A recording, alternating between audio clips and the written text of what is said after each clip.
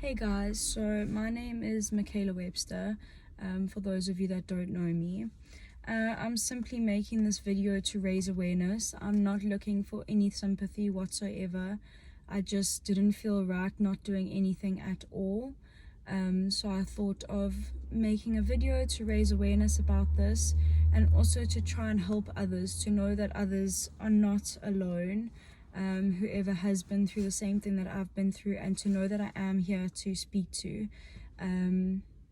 So what basically happened was last week Thursday I went out to a place in Cape Town.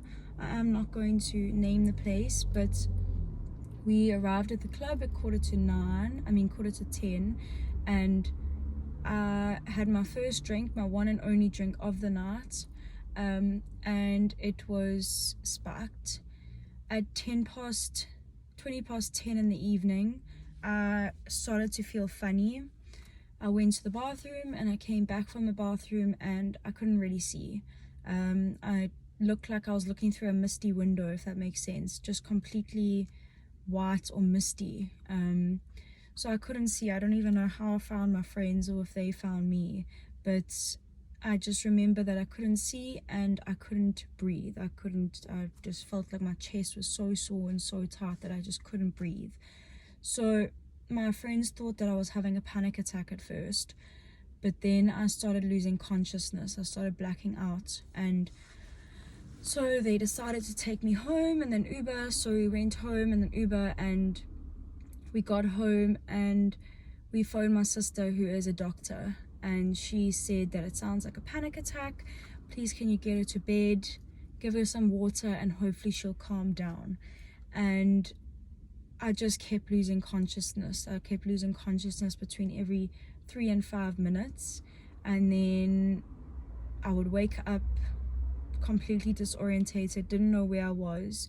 And then eventually my sister said, okay, well, can you please bring Michaela to me? So I went to my sister's house. She tried to calm me down. Still couldn't feel my body, disorientated, couldn't breathe. I was blacking out still. And so she concluded that my drink had been sparked because I wasn't acting normal at all, and it was way past what a panic attack would have been. In the space of 2 hours, I think I blacked out about 25 to 30 times, and then just completely disorientated. Towards the end, I started to hallucinate, like things jumping out at me, and it was really, really scary. And then Friday came. I obviously couldn't remember a thing from the night. A friend explained to me what had happened, and hearing what had happened was really, really scary. I really wouldn't wish it on my worst enemy, but eventually on Saturday I decided to go and get a test, because I just wanted to know what was in my system, and also because if I was taking medication, how that medication would affect me with what was in my system.